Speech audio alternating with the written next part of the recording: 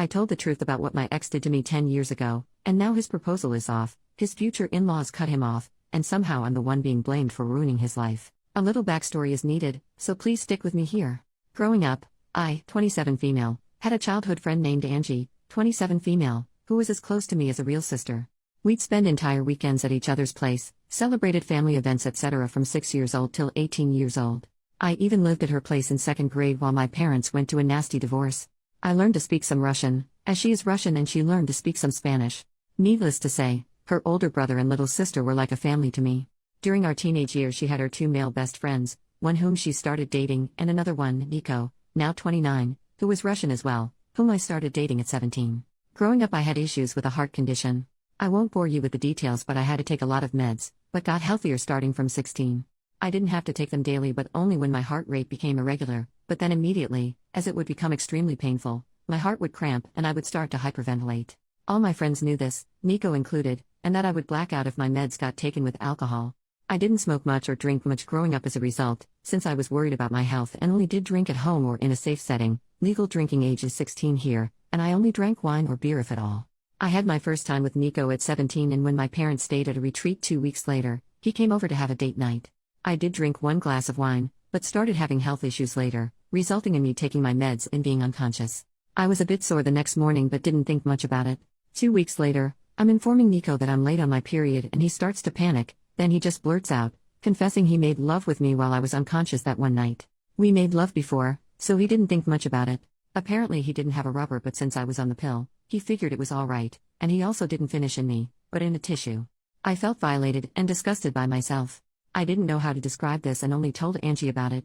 I was another mess for a few years, and wasn't able to make love again until 2 years later. I didn't remember any of it, but was too ashamed to go to my mom or anybody else. I didn't think of it as rope back then. I was too young to really understand what and how I was violated, and Angie told me it's alright, I should break up if I feel bad about it, but we were in a relationship and didn't make love before. I broke up with him the following day, and apparently he cried about his broken heart to her. As Nico and Angie were close and hanging out together a lot, they started dating a few months afterwards, and I had to see him every time when visiting her. I told her I'm not able to see him, but she didn't understand where I'm coming from. The contact stopped and we haven't texted or seen each other in years. I still followed her and her family and saw that her brother is expecting his first child. As I was extremely close with her family, I just commented on the Insta post expressing my gratitude when he reached out to me. I missed his wedding, but he wanted to ask if I would be interested in joining the baby shower, as it's been years and we've been extremely close before. He told me I was like a third little sister. I just asked if Nico will be attending as well, as Angie and him have been dating for 9 years now, and he said yes. I didn't elaborate much but just expressed that I'll send a small present if he can give me his current address but won't be attending.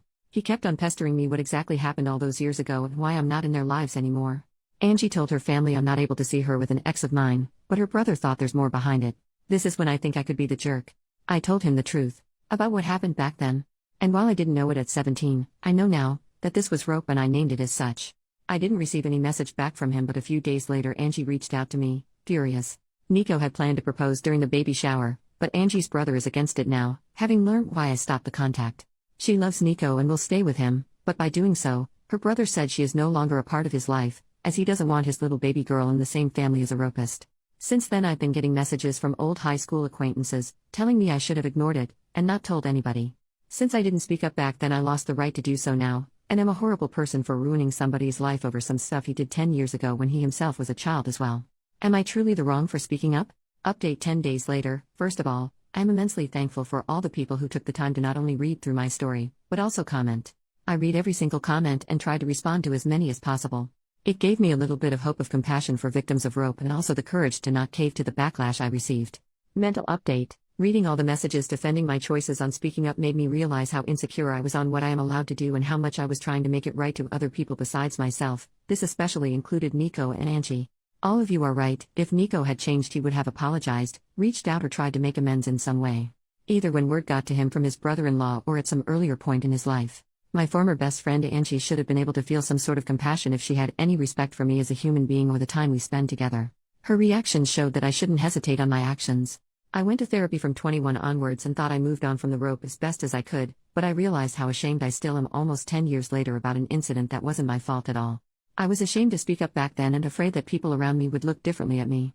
And somehow I still felt bad about speaking up today, so I'm trying to own what happened to me now and not apologize for other people's behaviors, especially as they don't even show me respect. What happened since then? I archived every nasty message I got on WhatsApp so I wouldn't have to read them, but would have the proof if needed at a later point. Angie's mom called me the following day of the incident, crying. I shouldn't have answered the phone, but during the 10 years of friendship I saw her as an aunt, almost a second mom. She'd always joked that while her children would run around the house doing whatever, I would always take the time to drink a tea and talk with her, showing her more love and time than her actual children. While she said she's sorry for what has been and for what I went through as a child, she couldn't believe that I would ruin Angie's happiness over something like that. With Angie's brother refusing to have Nico as part of the family and Angie standing by Nico's side, it's divided their family and she is heartbroken. She has grown to love Nico like family as well and has known him for nothing more than a considerate young man who she knows will make her daughter happy. It wasn't nasty names or angry talk, just a heartbroken mother who faked to acknowledge my pain and saw the fault in me. Angie's mom tried to get me to apologize or to take it back, but I refused as I don't see the fault in me.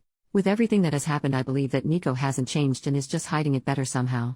He can see how people are standing by him and supporting his behavior, so he won't have to change. And that is something I didn't want to indulge. Angie's mom not even once used the word rope, and I tried to correct her every time she talked about it, trying to name it for her to understand better, but she would just start sobbing more and it didn't make sense for us to continue to talk. Angie's mom used to be in contact with mine for some time, and she reached out to her after our talk. I was afraid that my mom would find out, since she's from a more conservative background. We had a long talk and I didn't get to see her, physically, yet, but she apologized for not being there for me or not making me feel like I can talk to her. I tried to calm her as best as I could, but when she asked me if my current partner knows I was used like that, I got angry. She was scared my partner would leave me if he found out, implying it was something that made me less precious or appealing. When she asked me to keep it a secret from our family abroad and in our country, I hung up. She was acting exactly the way I was afraid she would, as if it's something shameful. It was especially hard as I am trying my best to move away from the feeling of shame. She has since apologized, but it's clear that her view of me has changed. I don't yet know how to deal with it, but that's something to worry about in the next few weeks. As some of you suggested, I wrote Angie's brother, Sven, again and apologized for the mess, but I'm glad that it is out in the open and how proud I am that he's defending his family. I asked if his old email is still working as I would just send a gift card. He didn't respond, but I got a message from his wife 2 days ago. She thanked me for speaking up and informing them about Nico. There were apparently had a few moments that made her uncomfortable, some jokes Nico made, and in retrospective she can see why. Sven apparently informed her the moment he got my initial text, and both of them have since seen Angie but not Nico. She refuses to be in the same room or house as him, and same goes to their unborn daughter. Sven and Angie's mom has been at their place multiple times to beg to forgive Nico, and Sven caved a little. Angie and Nico will get married, Sven will attend but his wife will not. He is allowed in the family but not in contact with either Sven's wife or daughter. Those restrictions are not for Angie. Sven was suffering trying to ease his mother's worries and is not able to take a stand and cut them out completely. This is a compromise they made without his wife's approval, and she told me she's trying her best to cut them out of their life indefinitely. She wanted to move back, closer to her family as well, and thinks this is a perfect opportunity but isn't sure if she can follow through. His wife told me she's terribly sorry for all the issues that came my way and it has been a lot trying to handle the situation on their side. Sven knows it's not my fault but he doesn't want contact. It's hard for him to talk or see my name because even though he knows I'm not the guilty party, in some way I was the bearer or bad news and he sees me as the start of all this drama. She told me a few times that neither believe I'm the bad guy, they just are tired with everything and it's just been extremely hard on them. That's all that has happened so far. I am frustrated about how everything came to be. It feels like Nico will just continue with his life without having to be remorseful. I didn't want him to suffer, but I think some part of me wanted to at least receive some kind of apology for all the suffering I went through afterwards. I'm having to deal with my mother and her changed shameful view on me, and even though I'm happy it's all out, it's extremely hard to stand by my choices.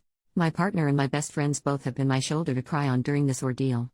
Especially my best friend was enraged for me, and I am extremely grateful to have both by my side. Right now I'm just emotionally drained, but I'm sure it will be better once a few weeks passes.